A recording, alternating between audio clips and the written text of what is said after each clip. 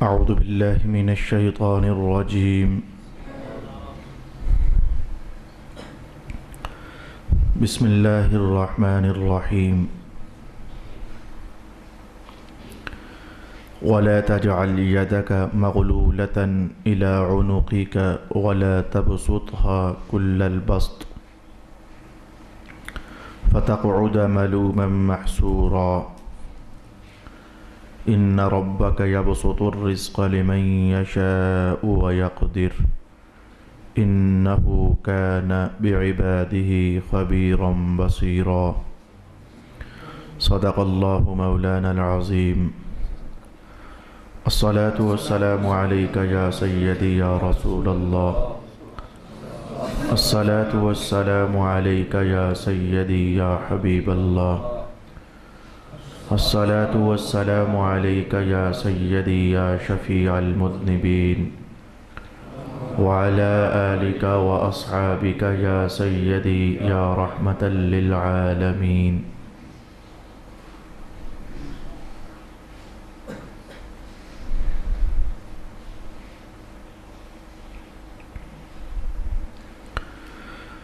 اور اپنا ہاتھ اپنی گردن تک بندھا ہوا نہ رکھو اور نہ اس کو بالکل کھول دو کہ ملامت زدہ اور درماندہ بیٹھے رہو. بے شک آپ کا رب جس کے لیے چاہے رزق وسیع کرتا ہے اور جس کے لیے چاہے تنگ کر دیتا ہے. بے شک وہ اپنے بندوں کی بہت خبر رکھنے والا، بہت دیکھنے والا ہے. صدق اللہ مولانا العظیم. گزشتہ نشست میں گفتگو اپنے آخری مراحل میں جو پہنچی تھی تو کچھ عنوان ایسا چل رہا تھا، صدقہ اور خیرات کرنے کے حوالے سے رسول پاک علیہ السلام سے پوچھا گیا کہ بہترین صدقہ کون سا ہوگا؟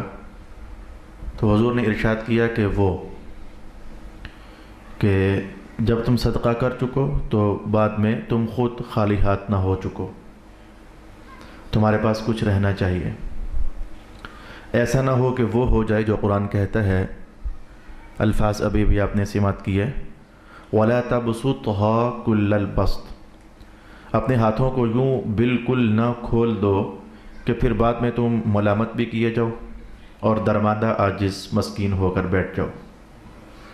میں نے گزشتہ نشست میں کہا تھا کہ صدقہ کرنے میں سارے کا سارا مال خرچ کر دینا، ثواب تو اس سے ضرور ہو گیا.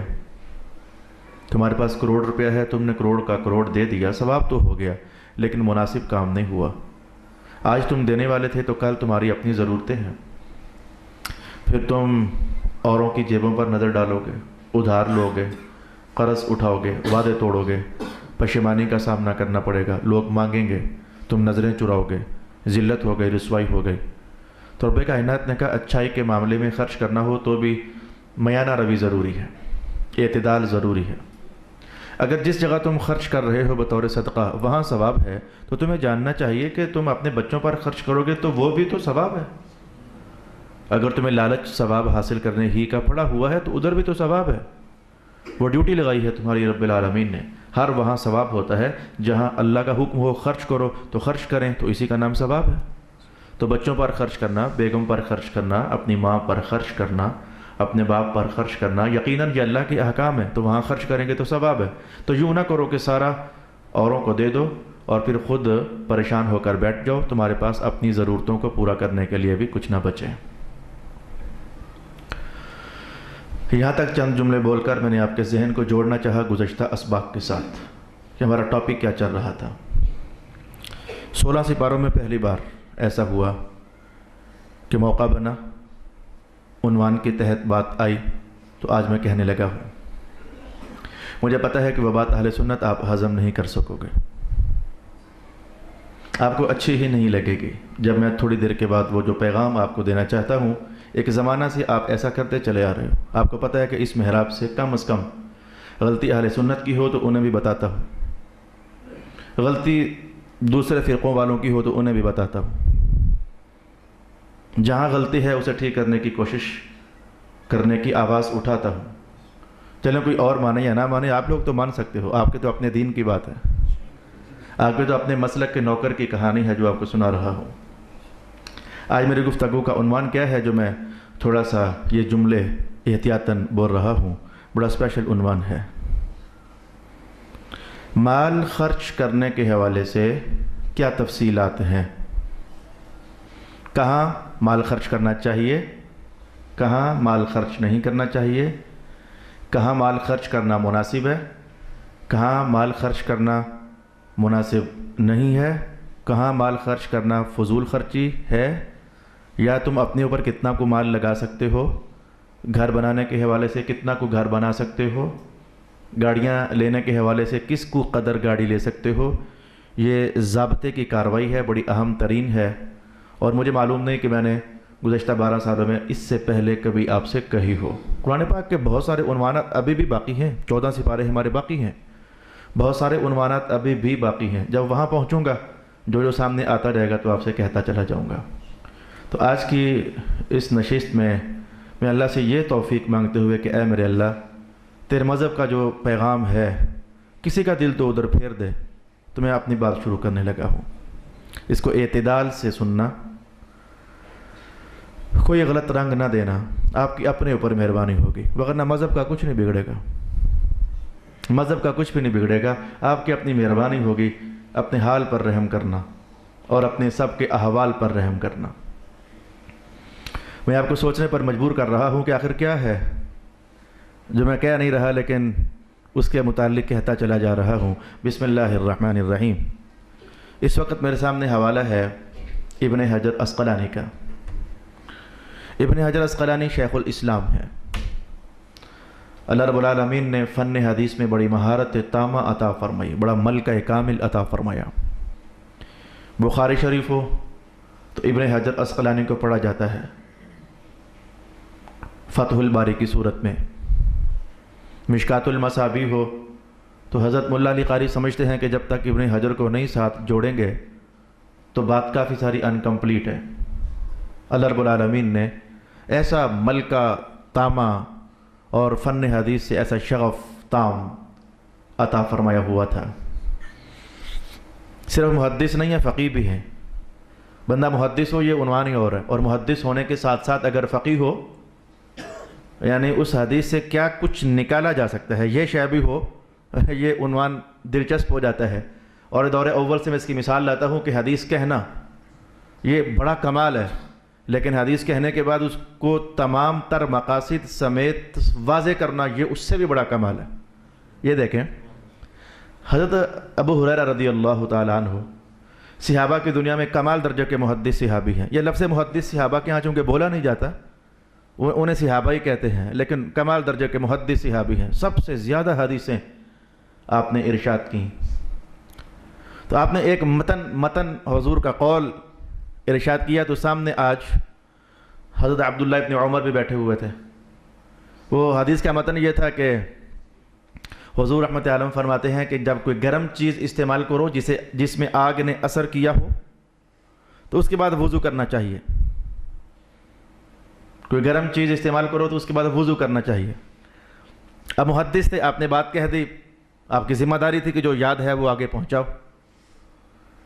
اب حضرت عبداللہ کہنے لگے کہ چچا جی، اس کا مطلب یہ ہوا کہ سردیوں میں اگر کوئی گرم پانی سے وضو کرے تو پھر اس کے بعد پھر وضو کرے؟ آپ نے جو حدیث بتائی ہے کہ جس شے میں آگ اپنا اثر دکھائے تو اس کے بعد وضو کرو، انہوں نے کہا یا عم، چچا محترم، تو اس کا مطلب ہے کہ پھر وضو کرو؟ ابھی اس نے گرم پانی سے وضو کیا تو وہ پھر وضو کرے؟ ابو ہریرہ کے الفاظ کیا تھے؟ او پتیجے، جب میں کوئی بات کہہ دوں نا حضور کے آگے سے بحث نہ کیا کر میرے ساتھ۔ آپ کی ڈیوٹی حدیثیں پہنچانا تھی، اور اللہ پاک نے انہیں عبداللہ ابن عمر ہیں، عبداللہ ابن مسعود ہیں، عبداللہ ابن عباس ہیں، کمال مہارت عطا فرمائی ہوئی تھی کہ اس نتیجے تک پہنچنے کی کوشش کرنا جو سرکار سمجھانا چاہتے ہیں۔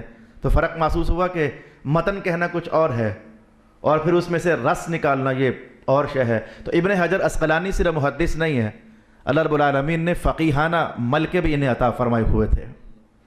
اچھا، اب میں پھر کہہ ہی دوں کہ میں کیا کہنا چاہتا ہوں۔ آپ فرماتے ہیں کہ مال خرچ کرنے کی تفصیل یہ ہے، بہت آہستہ مجھے کہنا ہے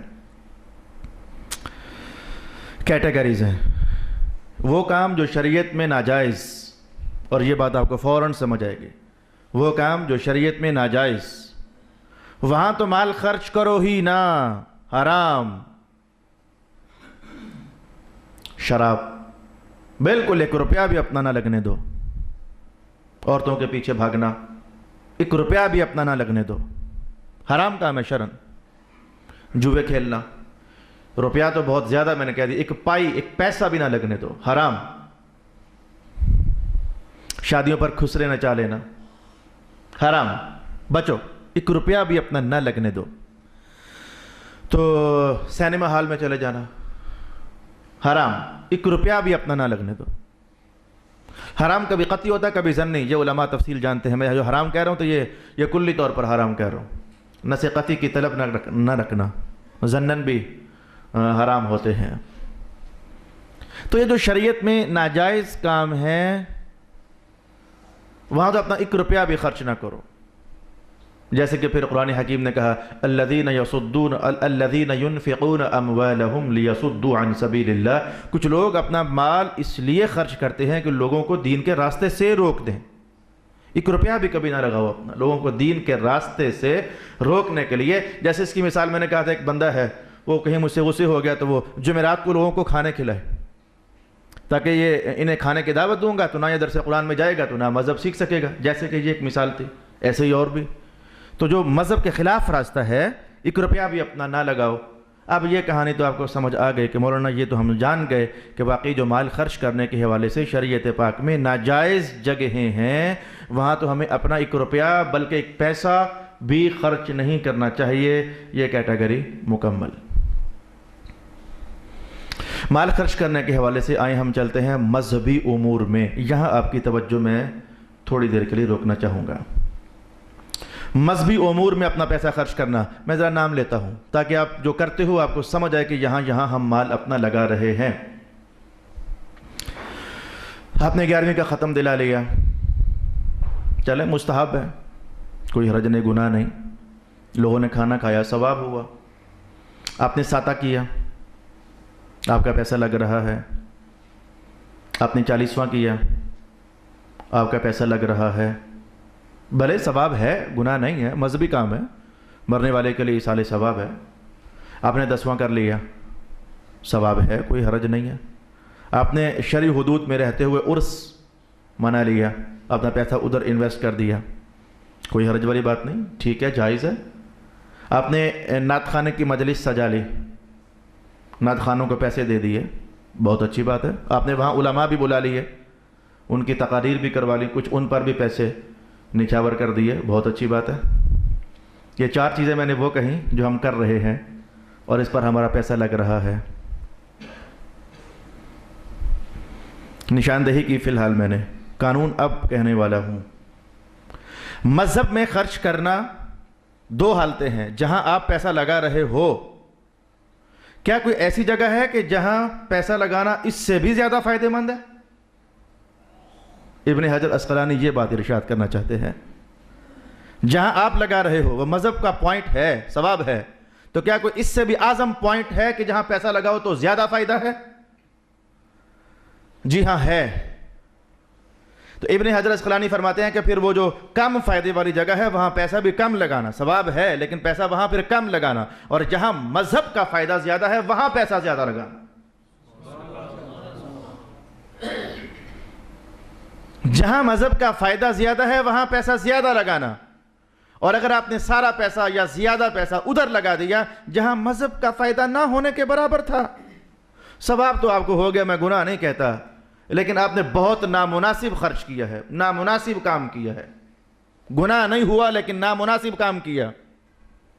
اور جہاں خرچ کرنے کا رسول اللہ 1 بار نہیں 100 بار حکم ارشاد کر چکے، تم نے وہاں کا نوٹس تک بھی نہ لیا، وہاں تک کا خیال بھی نہ کیا، تصور بھی نہ جمایا، یہ تم نے سراسر خیانت کر دی ہے رسول پاک علیہ السلام کے مشن پاک کے ساتھ. میں انشاءاللہ بات مکمل کر کے ہی اٹھوں گا. میری مراد کیا ہے؟ اہل سنت، اللہ آپ کا اقبال بلند کرے. آپ میں سے کئی سخی دل لوگ ہیں، دریا دل لوگ ہیں، وہ جب 11ویں کرنے پر آتے ہیں تو 11 12 12 دیگے بھی ہر مہینے خرچ کرتے ہیں. گناہ نہیں ہے، میں نے پہلے کہا ثواب ہے۔ عرس مناتے ہو تمہارے 2-2 لاکھ روپے لگ جاتے ہیں، نعت خوانی کی محفلیں سجاتے ہو تو حضور سے پیار کرتے ہوئے تم میں کہوں گا کہ 10-10 20-20 لاکھ روپیہ بھی لگا دیتے ہو، 15-15 عمرے کے ٹکٹ بھی رکھ دیتے ہو۔ عمرے کا ٹکٹ دے دینا بہت ثواب کا کام ہے، لیکن تم شاید توجہ نہ کر سکے کہ ایک بہت اہم مقصد، ایک بہت اہم پوائنٹ ایسا تھا کہ جس کو تم نے مسلسل اگنور کیا اور بڑے زمانوں سے اگنور کیا۔ یہی وجہ ہے کہ آپ کی وہ فیلڈ بہت پیچھے رہ گئی، بہت پیچھے رہ گئی۔ میری مراد کیا ہے؟ اہل سنت کے مدارس۔ مدارس علماء گھر فیکٹریاں ہوتی ہیں۔ آج آپ تلاش کرتے ہو کہ اچھا عالم میسر ہو جائے، جانتے ہو عالم آتا کہاں سے ہے؟ بازاروں میں بکتے نہیں ہیں علماء۔ یہ محبت کا لطیفہ ہوگا، عیدگاہ مسجد والے میرے بڑے پیارے دوست ہیں، وہ 8 سال سے میرے پیچھے لگے ہوئے کہ آپ ہماری مسجد میں آ جاؤ، ہم آپ کو مدرسہ دیتے ہیں، ہم آپ کو مسجد دیتے ہیں، ہم آپ کو یہ دیتے ہیں، ہم آپ کو وہ دیتے ہیں۔ میں نے کہا خدا کے بندو، یہی 8 سال پہلے مجھے آپ کوئی بچہ ایک دے دیتے نا، وہ اسے عالم بنا دیتا، درس نظامی کی کلاس کمپلیٹ ہو جاتی، اس پر تم انویسٹ کرتے تو آج تمہیں یہ پریشانی نہ اٹھانی پڑتی، میں تمہیں ایک عالم تیار شدہ تمہارے حوالے کرتا، تمہاری مسجد ہمیشہ کے لیے آباد ہو جاتی۔ میرے جان آپ سوچو، اہل سنت کے مدارس، حکومت اس وقت بدماش ہو چکی ہے، 1 روپیہ نہیں دیتی ہے۔ تم لوگ کہاں کہاں سے آئے میں نہیں جانتا، تمہارے اوس پڑوس میں کہیں نہ کہیں سے کوئی چھوٹی سی کٹیا، چھوٹا سا خیمہ علم کے فروغ کے لیے لگا ہوا ضرور ہوگا، کوئی نہ کوئی مسجد آواز اٹھا رہی ضرور ہوگی۔ ان محتمموں سے پوچھو بیچاروں کو، مہینوں کے بعد جب بل آتے ہیں تو کیسے ان پر بیت جاتی ہے، جب وہ 100 بچوں کے لنگر کا خرچ اور بل سامنے آتا ہے تو کیا گزرتی ہے، 15 اساتذہ کی تنخواہیں جب دینی پڑتی ہیں تو ان پر کیا گزرتی ہے۔ اب مجھے بتاؤ کہ تم نے 15-20 لاکھ روپے کی محفل نعت خوانی سجائی تو صرف ثواب کمایا، رسول اللہ کے مشن کو تم نے 1 روپے کی تقویت بھی نہیں دی ہے۔ مانا کہ تم نے نعت خوانوں کی خدمت کی، علماء کی خدمت کی، لیکن صرف ثواب کمایا، تم نے ایک لانگ ٹائم خدمت مذہب پاک کی نہیں کی ہے۔ تم نے 11ویں میں 12 دیگیں ہر مہینے دے لی، ثواب کمایا، لیکن تم نے اس درجے میں ثواب کمایا جو کم درجہ تھا، جو اس سے بھی اہم درجہ تھا۔ سرکار دو عالم علیہ السلام کا پیسہ کہاں لگتا تھا؟ جواب یہ تھا کہ حضور اپنے دین کی تقویت میں اپنا مال لگایا کرتے تھے۔ حضور کا پیسہ تقویت دین پر لگا کرتا تھا۔ جہاں کچھ پیسہ بچا تو حضور اصحاب صفہ کو کھلایا کرتے تھے، جو پڑھنے کے لیے اصحاب صفہ میں ہی سے تو ایک ہیں ابو ہریرہ رضی اللہ تعالی عنہ۔ یہ اللہ نے غریبوں کا مقدر بنایا، وہ اپنا وقت، اپنی زندگی اور اپنی عمر کا سرمایہ قربان کرتے ہیں، 24 گھنٹے، بلکہ 24 سال، بلکہ زندگی بھر کے لیے وہ اپنے اللہ سے عہد کرتے ہیں، مولا تو مجھے قبول کر لے، میں تیرے محمد کے دین کے لیے اپنے آپ کو وقف کرتا ہوں۔ لیکن غریبوں کے پاس مال نہیں ہوتا ہے، تمہارے پاس مال ہے، ان کے پاس زندگی کی قربانی تھی، انہوں نے اپنی زندگی کی قربانی حضور کے نام کر دی، لیکن تم نے اپنا مال ان کی پرورش پر نہ لگایا۔ مدارس کے بچے تم یہ کہہ کر کے تو ہٹ پٹ جاتے ہو کہ یہ غریب ہیں، ختموں پر آتے ہیں جاتے ہیں۔ تمہیں جاننا چاہیے جو آپ کے سامنے آپ کا خطیب بیٹھا ہوا ہے، یہ بھی اسی ماحول سے گزرا ہے، یہ بھی اسی پروسیس سے گزرا ہے۔ اور ہر بڑا عالم، میں تو کچھ بھی نہیں، ہر بڑا عالم وہ یقیناً انہی چٹائیوں سے بڑھ کر، انہی چٹائیوں پر بیٹھ کر تو بڑا عالم بنا ہے۔ کسی ایک کا نام لے سکتے ہو جو تمہارے ذہن میں ہے؟ وہ انہی مدارس میں بیٹھا ہے، انہی خاک نشینوں کے ساتھ بیٹھا ہے، انہی چٹائیوں پر بیٹھ کر قال اللہ پڑھا ہے، قال الرسول پڑھا ہے، 10 سال لگائے ہیں۔ حتیٰ کہ شیخ عبد القادر جیلانی 9 سال تک آپ بھی جامعہ نظامیہ بغداد میں پڑھتے رہے ہیں۔ اہل سنت 11ویں دینا ثواب ہے، گناہ نہیں ہے، لیکن تم نے بڑی بے احتیاطی سے کام لیا۔ تم نے 11ویں کو سپورٹ کیا، آج محلے محلے 11ویں چل رہی ہے۔ سپورٹ جو تمہاری پیسوں کا رخ جو ادھر ہوا، تم نے نعت خوانی کو سپورٹ کیا، آج ہر شہر، ہر علاقے بڑی بڑی محافلیں نعت خوانی ہو رہی ہیں، تقویت مل گئی۔ کوئی بھی مشن آخر پیسے تو درکار ہوتے ہیں۔ کسی تاریخ نگار نے کہا تھا کہ رسول اللہ علیہ السلام کی اس دعوت میں بھی حضرت خدیجہ کے مال کا اور ابو بکر کے مال کا بڑا حصہ ہے۔ سبحان اللہ۔ کوئی بھی تحریک ہو روپے کے بغیر نہیں چلتی ہے، آپ کو پتہ ہونا چاہیے۔ تو یہ تحریک تو بڑی پرانی ہے، رسول اللہ کے دین کو پڑھنا، پڑھ کر آگے لے جانا۔ تم نے نعت خوانیوں پر پیسہ لگایا ہے، آج نعت خوانی کا عنوان عروج پر ہے، تم نے عرسوں پر پیسہ لگایا ہے، آج عرسوں کا نظام عروج پر ہے، تم نے میلاد پر پیسہ لگایا ہے، میلاد کا عنوان آج عروج پر ہے، تم نے مال نہیں لگایا تو مدارس پر نہیں لگایا، مدارس ڈیمیج ڈیمیج ڈیمیج، پیچھے پیچھے پیچھے، آج آپ کو علماء نہیں مل رہے میری جان، آج آپ کو علماء میسر نہیں ہے۔ کوئی ایک عالم آپ کے شہر میں آ جائے، 10 مسجدوں والے گھسیٹتے ہو، ہمارے پاس آ جاؤ، ہمارے پاس آ جاؤ، ہمارے پاس آ جاؤ، ہمارے پاس آ جاؤ، اے کاش کہ اہل سنت تمہارے پیسوں نے جتنے نعت خوان بنائے، تمہارے پیسوں نے جتنے میں کہوں گا کہ اور مرکز آباد کیے، اگر تمہارا پیسہ حضور کے دین کی خدمت اور اشاعت میں لگا ہوتا تو آئے تمہیں علماء ڈھونڈنے نہ پڑتے، علماء گلی گلی قال اللہ قال رسول کی آواز اٹھانے والے ہوتے۔ مجھے پتا ہے کہ کئی لوگوں کی یہ بات اچھی نہیں لگے گی، میں نے کہا یہ ہے جو میں نے کہا، لیکن آپ لوگ شاید یہ سمجھو گے کہ میں نے 11ویں کی مخالفت کی، میں نے میلاد کی مخالفت کی، میں نے نعت خانے کی مخالفت کی، حالانکہ ایسا نہیں ہے، آپ کو پتہ ہے ایسا نہیں، میں نے ایسا نہیں کہا، میں نے کہا یہ ساری چیزیں ثواب رکھتی ہیں، لیکن ان سب سے زیادہ ثواب رسول اللہ کے دین کی خدمت کرنے میں ہے۔ حضور کے دین کی خدمت آپ کتنا کوئی کرتے ہو؟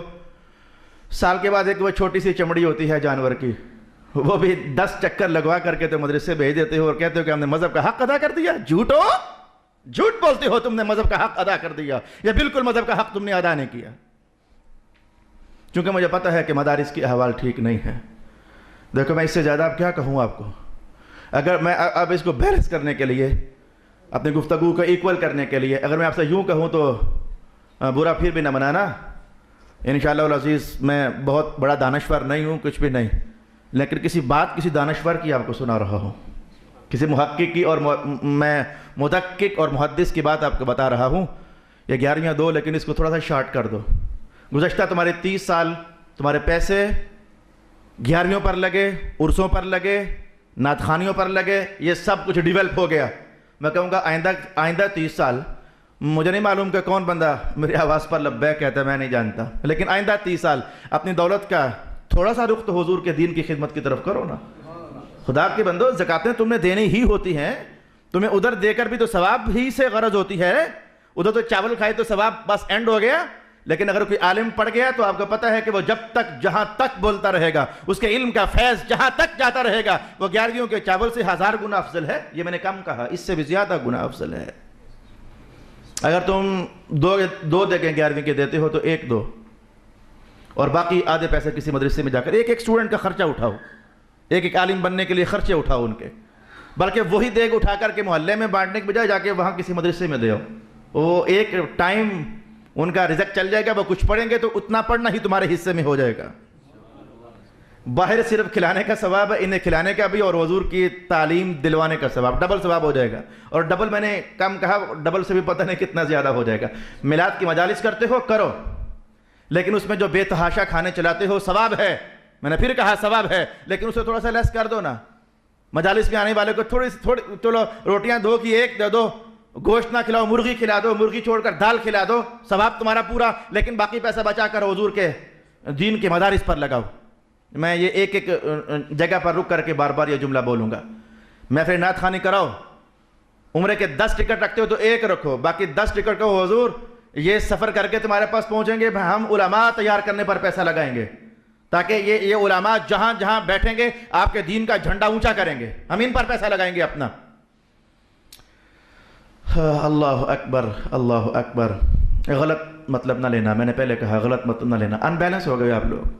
ٹھیک 20-30 سال کے بعد اللہ تعالیٰ فضل کرے گا، آپ دیکھو گے اگر آپ نے یہ روش رکھی، آپ سے مراد اہل سنت نے یہ روش رکھی، تو انسان ہے پیسے کا بھوکا ہے، آپ کو پتہ ہے، جدھر پیسہ ملتا نظر آتا ہے ادھر لپک جاتا ہے۔ میلاد کی مجالس میں پیسہ ملتا نظر آیا تو بچہ نعت خوان بن گیا۔ یہ سچ ہے کہ جھوٹ ہے؟ آپ کو پتہ ہے کہ یہ سچ ہے۔ 11ویں پر پیسہ کھانا پینا ملتا نظر آیا تو لوگوں کا رخ ادھر ہو گیا، غربت نے پیسا ہوا ہے آپ لوگوں کو۔ تو یقین جانو کہ اگر آپ کے پیسے کا رخ کچھ زمانوں کے لیے مدارس کی طرف ہو گیا نا، تو لوگ خود کہیں کہ ہم بھی اپنے بچوں کو مفتی بنانا چاہتے ہیں، عالم بنانا چاہتے ہیں۔ انہیں پتہ ہے کہ یہ بھوکے نہیں مرتے، حالانکہ مرتے ویسے بھی نہیں ہیں، یہ تمہارا وہم ہے، یہ تمہارا خیال ہے۔ اللہ تعالیٰ تم سے زیادہ علماء کو نوازتا ہے، کوئی اخلاص مندی سے کام کرے، کوئی درد سے کام کرے، اللہ تعالیٰ تم سے زیادہ انہیں نواز۔ میرا بھائی ڈاکٹر ہے، میرا ایک بھائی انجینئر ہے، میرا ایک بھائی جرمنی ہوتا ہے، لیکن میں آپ کو بتا رہا ہوں کہ اللہ رب العالمین نے بہر کیف مذہب کی طرف اپنی نعمتوں کا رخ زیادہ فرمایا ہوا ہے. آپ کو بتاؤں، اور آپ کے گھر بھی ایسا ہوگا. اللہ تعالیٰ میرے والد صاحب کا اقبال بلند کرے. ہم جب دو بھائی بیٹھتے ہیں نا، ڈاکٹر صاحب اور میں کہتا ہوں ہاں جی کیا حال ہے؟ کہنے کا یار اللہ کے فضل آپ پر کچھ زیادہ ہی ہے. میں نے کہا جی یہ مجھ پر نہیں ہے، یہ مصطفیٰ جان رحمت علیہ السلام کے دین پاک کی نسبتوں کی بہار ہے کہ اللہ رب العالمین نے تم 2 کھاتے ہو تو اللہ نے مجھے 4 روٹیاں نصیب فرما دی ہیں. اللہ اکبر. تو اچھا میرے بھائی، میں نے پیغام اتنا ہی کہنا تھا، آپ سے کہہ دیا. مذہب کے معاملات میں ذرا انصاف سے کام لو. مذہب کے معاملات میں ذرا انصاف سے. اگر 1 روپیہ دینے کی طاقت ہے، جا کر دے آؤ مدرسے میں، دے ہو جا کر مدرسے میں. تم نفرت تو کرتے ہو کہ یہ صفوں پر بیٹھنے والے بچے ہیں، لیکن آخر کار تمہاری ہدایت کا سامان کوئی ایسا ہی مرد مجاہد ہوتا ہے جو بن جاتا ہے.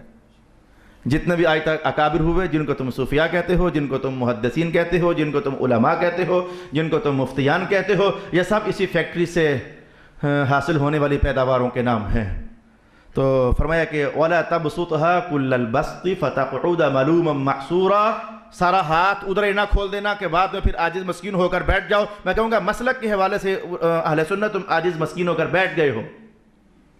تم نے اپنا مال ادھر نہیں لگایا، علماء کی کمی ہو گئی، قحط ہو گیا، قحط الرجال ہو گیا، قحط العلماء ہو گیا. میں پھر بات کو ریپیٹ کر رہا ہوں تاکہ شاید کسی دل میں بات اتر جائے. میں پھر بات کو دہرا رہا ہوں. تو اپنے پیسے کا رخ رسول اللہ کے علم کی طرف کرو، حضور کے دین کی طرف کرو، حضور رحمت عالم صلی اللہ علیہ وآلہ وسلم کے مذہب کی اشاعت کی طرف کرو. جن کو تم بیگانہ کہتے ہو، نام نہیں لوں گا، بے برکتی ہے، جن کو تم بیگانہ کہتے ہو، انہوں نے تو اپنی دولتوں کا حصہ خرچ کیا ہوتا ہے. اگر 100 کماؤں گا تو 1 روپیہ رسول اللہ کے دین کا وہ اپنے مدارس میں دیتے ہیں جا کر. تم ایسا نہیں کر سکتے ہو کہ کیا اتنا بھی نہیں کر سکتے؟ اے اللہ تو نے 100 دیا، 1 تیرا، باقی چلو 99 میرے. کیا یہ مہنگا سودا ہے؟ 1 تیرے لیے، باقی 99 میرے لیے، میں خود کھاؤں گا پیوں گا. اگر تمہارا 1 روپیہ ہر 100 میں سے بھی نکلتا چلا جائے، میں کہوں گا تمہارے آدھے مدارس گجر خان کے آباد ہو سکتے ہیں. ان کے اندر کی حالت پختہ ہو سکتی ہے. یہ چٹائیوں پر بیٹھنے پر تم لوگوں نے مجبور کیا ہے. اگر تمہارا مال ادھر گیا ہوتا جیسے تمہارے اسکولوں میں بینچز بن سکتے ہیں، اگر وہاں کرسیاں لگ سکتی ہیں تو مدارس میں بھی لگ سکتی ہیں.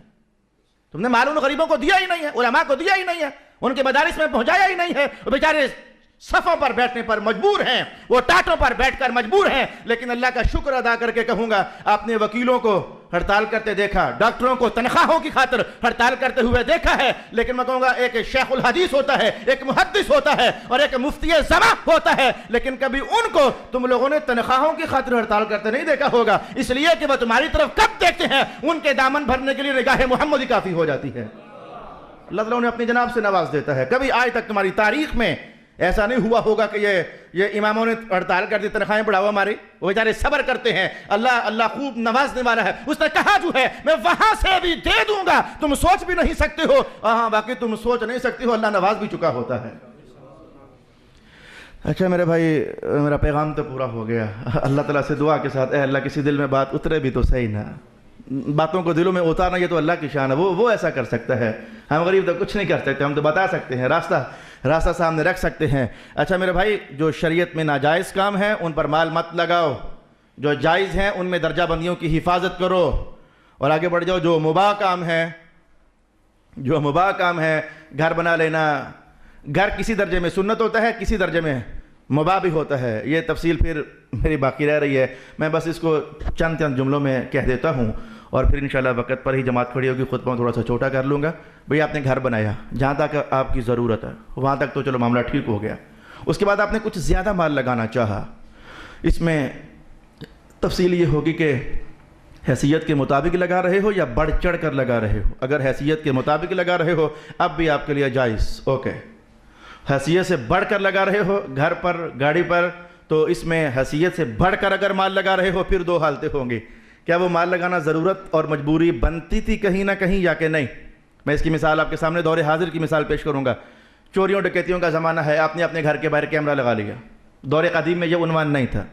آپ مجھ سے پوچھو یہ جائز ہے یا جائز نہیں ہے، تو ہمارے مذہب نے کہا آنے والے خطرے سے بچنے کے لیے اگر باہر کتا رکھا جا سکتا ہے تو کیمرہ بھی لگایا جا سکتا ہے. مثالیں موجود ہیں شریعت پاک کے اندر، ضابطے قانون موجود ہیں. چوکیداری کے لیے اگر کتا رکھا جا سکتا ہے، اس پر بھی تو خرچے ہوتے ہیں. تو اگر آپ نے کتا نہیں رکھا، چلو کیمرہ لگا لیا، آپ کے لیے جائز ہوگا. کچھ علاقے ہوتے ہیں وہ سیم زدہ ہوتے ہیں، ان کی دیواریں نیچے سے پانی کی سیم سے کھائی جاتی ہیں، ان کا نیا مکان زیرو ہو جاتا ہے۔ اگر وہ یہ سوچ لیں کہ ہر سال ہم نے یہ چونے وونے جو کرنے ہیں تو ایک ہی بار 10 بار کے چونوں کے پیسے اکٹھے کر کے ٹائلیں لگا لو، شریعت پاک میں جائز ہوگا۔ آپ نے اپنے نقصان سے اپنے آپ کو بچانے کے لیے، تو اپنی سیفٹی کرنے کے لیے جو نعمت ہو گئی اس کی عمر کو بڑھانے کے لیے اپنا مال خرچ کر لیا، بھلے حیثیت سے بڑھ کر خرچ کر لیا، لیکن کسی نقصان سے بچنے کے لیے خرچ کیا، شریعت نے کہا یہ بھی آپ کے لیے جائز ہے۔ آخری حصہ، آپ نے اپنی حیثیت سے بڑھ کر مال لگایا اور کسی خطرے سے بچنے کے لیے بھی مال نہیں تھا، اس پر محدثین نے شدید اختلاف کیا۔ سبکی، علامہ باجی، مالکی، علامہ قرطبی، ابن حجر عسقلانی، امام اعظم ابو حنیفہ، ان سب بزرگوں نے یہی فرمایا کہ کوئی کہتے ہیں یار سمجھ آتی ہے کہ جائز ہے کیونکہ آخر اللہ نے مال دیا تو انسانوں ہی کی خاطر دیا، اور کچھ کہتے ہیں کچھ زیادہ ہی لگا دیا ہے، ہاتھ کھینچ کر ہی رکھنا چاہیے چونکہ اختلاف ہے۔ میں پھر اس کو فیصلہ نہیں کر سکتا، میں کون ہوتا ہوں فیصلہ کرنے والا؟ تو حیثیت سے کچھ بڑھ کر لگا دینے میں اختلاف کہ کیا یہ ٹھیک ہے یا کہ ٹھیک نہیں ہے، لیکن تقویٰ تو اب بھی باقی ہے نا کہ تقویٰ اختیار کرتے ہوئے اپنا ہاتھ وہاں سے کھینچ لیا جائے۔ میں نے کچھ بیان آپ کو سنایا ہے، لیکن ایک حدیث کہہ کر پھر بات کو ختم کرنا چاہوں گا۔ یہ حدیث مال خرچ کرنے میں، وقت لگانے میں، زندگی کی ہر آسائش میں، زندگی کی ہر نعمت میں، زندگی کی ہر لذت میں آپ کو مفید ثابت ہوگی۔ جیسے وہ آپ نے سنا ہوا ہے کہ ایک مومن بندے کا خواب نبوت کا 40واں حصہ ہوتا ہے، ایک مومن بندے کا خواب نبوت کا 40واں حصہ ہوتا ہے۔ ایسے ہی میں ایک حدیث کے الفاظ، میرے حضور کہتے ہیں کچھ بھی خرچ کرنا تو اسے اعتدال سے خرچ کرنا، یہ نبوت کا 24واں حصہ ہوتا ہے۔ ایسے ہی آنکھ باندھ کر کے خرچ کرتے چلے جانا نہ، میرے حضور کہتے ہیں کہ خرچ کرو تو ذرا جائزہ لو، کہاں مال لگاؤں گا تو زیادہ فائدہ، کہاں مال لگاؤں گا تو کم فائدہ۔ تو اعتدال سے مال خرچ کرنا، اعتدال سے اللہ کی نعمتوں کو استعمال کرنا، یہ نبوت کے اجزاء میں سے 24واں جز ہے۔ او کما قال رسول اللہ صلی اللہ علیہ وآلہ وسلم، بلکہ میرے حضور تو یہاں تک فرمایا کرتے تھے کہ اگر تم نے مال خرچ کرنے میں اعتدال اور میانہ روی سے کام لیا فإنہ نصف المعیشہ، تو سمجھ جاؤ کہ اللہ نے آدھی آمدنی تمہاری ویسے ہی اضافی فرما دی ہے۔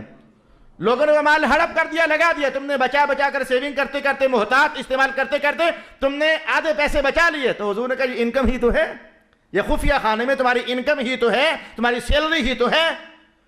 اعتدال کے ساتھ خرچ کرنے پر میں نے آج آپ کو چند باتیں کہنے کی کوشش کی ہے، اور ابھی بھی میرا عنوان کمپلیٹ نہیں ہوا، لیکن موٹا عنوان میں نے آپ سے کہہ دیا ہے، جس میں خاص کر کے مذہبی حوالہ جات سے میری آپ کے نام دردمندانہ اپیل تھی۔ باہر جا کر فتنہ نہ ڈالنا کہ علامہ صاحب 11ویں کے خلاف ہو گئے تو عرسوں کے خلاف ہو گئے، یہ فتنہ پھیلانے والی زبانیں بھی اللہ پاک نے ہدایت نصیب کرے، یہ بڑے بہانے ڈھونڈتی ہیں، شرارتیں کرنے کا کوئی موقع ہی نہیں چاہیے ہوتا ہے۔ میں نے کہا یہ سب کام ٹھیک ہیں، لیکن حضور کے دین پاک کی تقویت کی خاطر مدارس کو سپورٹ کرو۔ اللہ رب العالمین میرا اور آپ کا حامی و ناصر، واخر دعوانا ان الحمدللہ۔